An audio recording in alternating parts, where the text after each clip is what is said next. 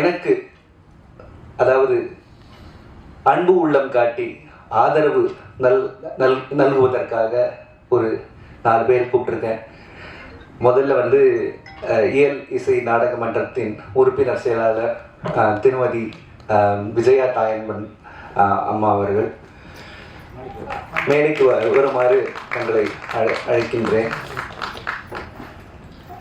அடுத்தது தாயன்பன் சார் மியூசிக்கில் வந்து ஒரு பெரிய எக்ஸ்பீரியன்ஸ் ஆர்டிஸ்ட், அவரும் நான் மேடைக்கு கூப்பிடுறேன். என்னை வந்துட்டு என்னோட வளர்ச்சியை 30 வருடங்களுக்கு மேலாக கண்டு என்னை ஆசீர்வதித்துக் கொண்டிருக்கும் ராம்ஜி சார், நீங்க மேடைக்கு வருமாறு அழைக்கின்றேன். இன்றைய கதாநாயகர் எனது அழைப்பை ஏற்று இந்த நிகழ்ச்சிக்கு வந்திருக்கும் இயக்குனர், அவர்கிட்ட என்ன டேலண்ட் இல்லை, இன்ஸ்பிரேஷன் சார். நீங்கள் எங்களுக்கெல்லாம் எங்களை மாதிரி இளம் தலைமுறைக்கு நீங்கள் இன்ஸ்பிரேஷன், என்ன இன்ஸ்பிரேஷனாக இருக்கிறீங்க. இன்றைக்கும் ஹீரோ தான் அவர். நான் தான் சொன்னேன், நான் இன்றைக்கும் ஹீரோ தான் சார். உங்களை மேடைக்கு அழைப்பதில் ரொம்ப பெருமைப்படுகின்றேன். தோன்றிய 2 சகோதரர்கள் ஆங்கில பேரரசின் அடித்தளத்தையே அதிர வைத்தனர். பலரி என்னும் சிறந்த ஆயுதத்தை கையாள்வதில் வல்லுநர்கள். கொரில்லா போர் முறையை தமிழகத்தில் முதலாக அறிமுகப்படுத்திய போர் வீரர்கள். ராமன் லக்ஷ்மணன் போல் உயிரும் உள்ளமும் ஒன்றாய் இணைந்தவர்கள். பெரிய மருது சின்ன மருது பொதுமக்களிடையே சுதந்திர நம்பிக்கையை விதைத்து சுய கௌரவத்தை தன்மானத்தை நினைவூட்டி தமது வீரத்தால் சுமார் 16 வருட காலங்கள் பிரிட்டிஷ் சாம்ராஜ்யத்தையே கிடுகிடுக்க வைத்தவர்கள் மருது சகோதரர்கள். இந்திய மண்ணின் ஜம்புத்தீவு பிரகடனம் என்ற ஒரு முதல் புரட்சி அறிவிப்பை எழுதி சூரியன் அஸ்தமிக்காத பேரரசு என புகழ்ந்த ஆங்கில ஆட்சிக்கு எதிராக சவால் விடுத்த விடுதலை வீரர்கள்.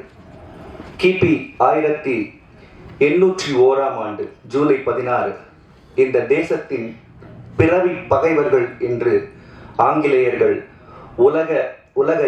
உலகறிய அறிவித்த நாள். அதற்கான காரணம் விடுதலை போர் முழக்கமிட்ட வீரபாண்டிய கட்டபொம்மனின் சகோதரனுக்கு அடைக்கலம் கொடுத்த குற்றத்திற்காக. ஒரே நாளில் நூற்றுக்கணக்கான தூக்குகள், வரலாற்றில் எழுதப்படாத ஒரு நீதி.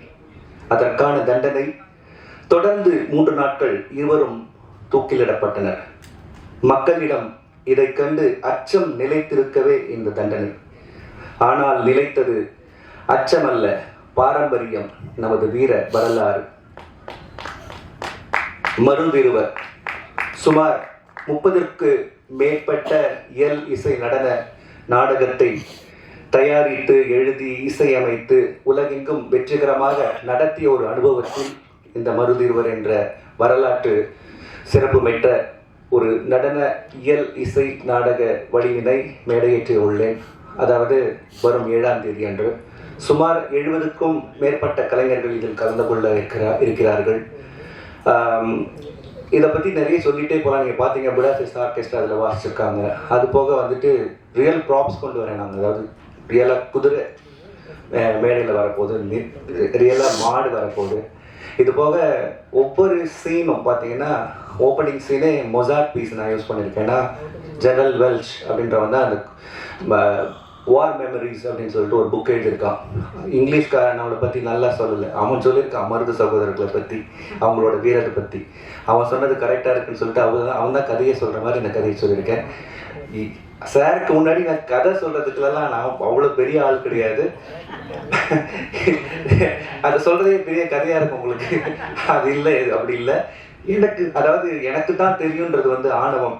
எனக்கும் கொஞ்சம் ஏதாவது உங்களுக்கு அதாவது சொல்லுவேன் நான் என்னோட, அதாவது பெரிய பெரிய ஆலமர விருஷங்கள்லாம் இருக்குது உலகத்தில். அதாவது நான் திரைத்துறையாக இருக்கட்டும், நடனத்துறையாக இருக்கட்டும், அந்த விருட்சத்து முன்னாடி போயிட்டு நானும் ஒரு ஆலமரம் நட போகிறேன்றது வந்து ஒரு இது கிடையாது. நானும் ஒரு சின்ன ஒரு செடி நட்டுட்டு போகிறேன்றது வந்து ஒரு பணிவான அடக்கம். அந்த அடக்கத்தின் பேரில் நான் சொல்கின்றேன். இந்த ஒரு நடன இயலிசை நடன இந்த வடிவத்திற்கு ஒரு சின்ன வடிவம் கொடுத்திருக்கின்றேன். ஆனால் கண்டிப்பாக எல்லாருக்கும் புரிகிற மாதிரி அதுக்கு ஒரு ஸ்கிரிப்ட் எழுதி இசை அமைத்து டிஃப்ரெண்ட் சீக்வன்ஸில் வந்து பார்த்தீங்கன்னா ஒரு ஆர்காட் நோவா அப்போ பார்க்கும்பொழுது ஒரு கதக் நடனம், ஹைதர் அலியை பார்க்கும்பொழுது அது மாதிரி ஒரு டிஃப்ரெண்ட் சீக்வன்ஸ் எல்லாம் அமைத்து பரதநாட்டியத்தையும் கலந்து ஒரு பல்சுவை நிகழ்ச்சியாக இதை அமைத்துட்டு இருக்கின்றேன். நீங்கள் பெரியவங்களாம் வந்து இதை கண்டிப்பாக இதை பார்த்து ஆதரவு நல்குமாறு அன்புடன் கேட்டுக்கொள்கின்றேன். சகோதரர் மதுரை முரளிதரன் அவர்களே, இங்கே மேடையிலே வீற்றிருக்கின்ற திரைக்கதை, சினிமானா திரைக்கதை எப்படி இருக்கணும்னு ஒரு ரெக்கார்ட் பிரேக்கை ஏற்படுத்தின பெரும் மதிப்பிற்குரிய இயக்குனர் பாக்யராஜ் அவர்களே, அருமை மரியாதைக்குரிய மக்கள் குரல் ராம்ஜி அவர்களே, என்னுடைய துணைவர் இசையமைப்பாளர் கலைமாமணி தாயன்பன் அவர்களே, என் உடன்பிறவா சகோதரி சித்ரா முரளிதரன் அவர்களே, நான் மிகவும் பெரிய ஃபேனு. யாருக்குன்னா முரளிதர் சாருடைய பொண்ணு காவ்யா, அப்படிப்பட்ட ஒரு டான்ஸர். எனவே காவ்யா வந்திருக்காங்க. காவ்யா அவர்களே, அதே போல காவ்யானுடைய கணவர் சாய் விக்னேஷ், எங்கள் வீட்டுக்கார மியூசிக்லாம் வந்து பாடி, அதுவும் திருக்குறளை அவர் இசையமைச்சிருக்கிறாரு. பல திருக்குறளை எடுத்து பல்வேறு ராகங்களில் இசையமைச்சதை தம்பி வந்து பாடி கலக்கிட்டார். அவ்வளோ பிரமாதமாக. அவரை பற்றி சொல்கிறதுன்னா, காந்தாரானுடைய அந்த மெயின் தீம் சாங்கை பாடினவர் சாய் விக்னேஷ். அப்பேற்பட்ட ஒரு கலை குடும்பம். எனவே அருமை தம்பி சாய் விக்னேஷ் அவர்களே, ஊடகவியலாளர்களே, உங்கள் அனைவருக்கும் அன்பார்ந்த வணக்கத்தினை முதற்கண் தெரிவித்துக் கொள்கிறேன். இல்லை, இந்த பிரசாத் தேட்டருக்கு நான் நிறைய தடவை வந்திருக்கேன். எங்கள் வீட்டுக்காரர் மியூசிக் பண்ணப்பெல்லாம் வந்திருக்கேன். அதுவும் 70 mm தேட்டரில் 40 பீஸ் 50 பீஸ் ஆர்கெஸ்ட்ராவோட மலையாளத்தில் கொடிகட்டி பிறந்த ராகவன் மாஸ்டருடைய மலையாள படத்துக்கு அவர் அசோசியேட் மியூசிக் டைரக்டராக இருந்தப்போ அங்கே வந்து தாஸ் சாரு, சித்ராம்மா, வாணி ஜெயராம் எல்லாம் பாடும்போது இப்படி நிறைய இந்த தேட்டருக்கு வந்திருக்கேன். குறும்படங்கள் பார்க்க வந்திருக்கேன், ஃபியூச்சர் ஃபிலிம் பார்க்க வந்திருக்கேன். ஆனால் இதுதாங்க முதல் முறை ஒரு நாட்டிய நாடகத்தை அறிமுகம் பண்ணுறதுக்காக இப்படி ஒரு விழாவை பிரசாதில் ஒரு ப்ரெஸ் மீட்டை கூட்டி ஏற்பாடு பண்ணியிருக்காருன்னா, இதுலேயும் முரளிதரன் ஒரு வித்தியாசமான ஒரு ஒரு விஷயத்த பண்ணுறாருன்னு அர்த்தம். ஏன்னா அவருடைய ப்ரொடக்ஷன் அத்தனையும் பார்த்துருக்கோம். நாங்கள் ஒரு 2-3 பார்த்துருக்கோம். அது வந்து ஸ்டேஜ்லேயே ஒரு ஃபிலிம். இப்போ நாங்கள் உட்காந்து பேசிகிட்டு இருக்கும்போது சொன்னார், ரெக்கார்ட் பிரேக்கான ஒரு விஷயம். உங்கள் எல்லாருக்கும் தெரியும், அதுவும் பத்திரிகைக்காரர்களுக்கு நிச்சயமாக தெரியும். மோடி முதல்ல வர்றதுக்கு முன்னால் பிரச்சாரத்துக்காக ஒரே நேரத்தில் மோடி அவர்கள் பல இடத்துல பேசணுங்கிறதுக்காக இந்த ஆலோகிராம் டெக்னிக் அப்போ தான் இன்ட்ரடியூஸ் பண்ணாங்க. அந்த ஆலோகிராம் வந்தது. ஆனால் இப்போ அவர் சொன்ன விஷயம்னா ஆச்சரியம்னா, நாட்டிய மேடையில் அவரே 2 வேஷம் பண்ணார். புலிகேசியாவும் பண்ணியிருக்காரு, நாகநந்தியாவும் பண்ணியிருக்காரு. ஒவ்வொருத்தரும் ஒவ்வொரு சீனில் வந்து போகிறது காட்டுறது ஒன்றும் பெரிய விஷயம் இல்லை. 2 பேரும் மீட் பண்ணுற மாதிரி ஒரு சீனை சினிமாவில் காட்டலாம். பல டெக்னிக் இருக்குது, டைரக்டருங்க இருக்காரு. ஆனால் ஸ்டேஜில் நாகநந்தியும் புலிகேசியும் சந்திக்கிறாங்க. அதை எப்படி காட்டியிருக்காருன்னா, ரியலாக அங்கே நிற்கிறது முரளிதரன் அவர்கள் நாகநந்தி வேஷத்தில். அவர் கூட உரையாடல், அந்த கான்வர்சேஷன் வித் புலிகேசி, அதே முரளிதரன் ஹாலோகிராமில். உங்கள் முகசுவிக்காக சொல்லலை, நான் உண்மையில் அசந்து போனேன். அவர் எடுக்க போகிறேன்னு சொல்லும்போது எனக்கு எப்படி இயலிசை நடனமாக டான்ஸில் வந்து இதில் வசனமெல்லாம் இருக்கான்னு கேட்டேன் நான். அதுவும் இருக்குது, டான்ஸ் இருக்குது, பாட்டு இருக்குது, எல்லாமே இருக்குன்னா அவங்க ஃபைட்டும் இருக்குது அப்படின்னு சொன்னாங்க. இது உண்மையிலேயே இது ஒரு சேலஞ்சான ஒரு சமாச்சாரம். மற்றது எப்படின்னு எனக்கு தெரியல.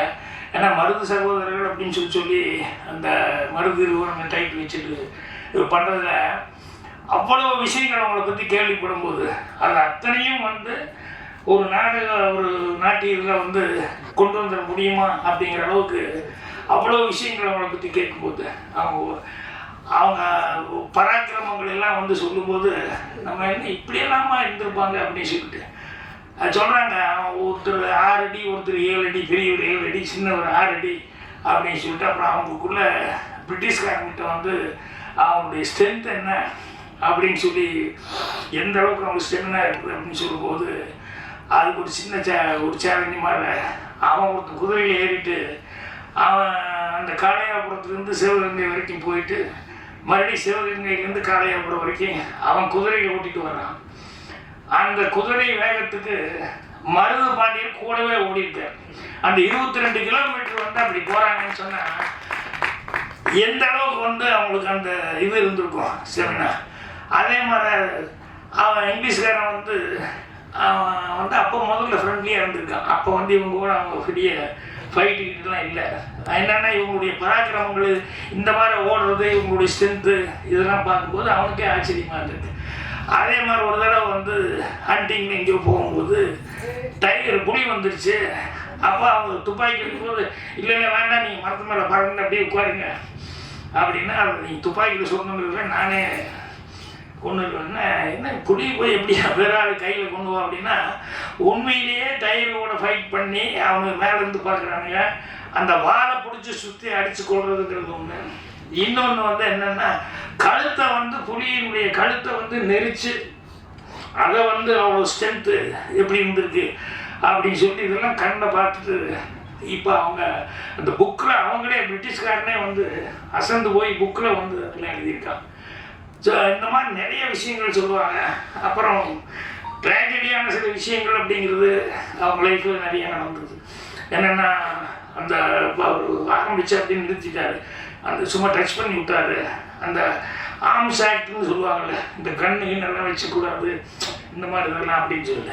இதெல்லாம் வந்து 1959 தான் வந்தது. ஆனால் வந்து அவங்க பீரியடில் தான் முதல்ல வந்து அவனுக்கு ஒன்றும் புரியல பிரிட்டிஷ்காரனுக்கு. என்னென்னா இந்த வளரை அப்படிங்கக்கூடிய அந்த இது வந்து அந்த பூமராங் மாதிரி அதை விட்டா அதில் அடித்து மறுபடியும் திரும்பி வரும்.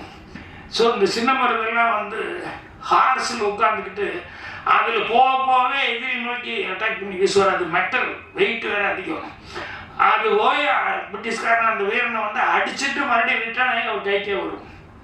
ஸோ அது எப்படி வருது, அது வர்றதுன்னு தெரியாதான். திடீர்னு ஏதோ பேர்டு பறந்து வர மாதிரி இருக்குமா, நான் பட்டுன்னு தண்ணியில் அடிச்சுட்டு திரும்பி அவங்க கைக்கே போயிடுமா. ஸோ இது அவனால சமாளிக்க முடியாமல் இது என்னடா இது எப்படி அடிக்கிறாங்க இது இந்த மாதிரி ஒரு வித்தியாசமாக இருக்கேன்னு சொன்னோம். அதுக்கப்புறம் அவன் என்னென்னா அதை தடை சட்டங்கள் வந்துட்டான்.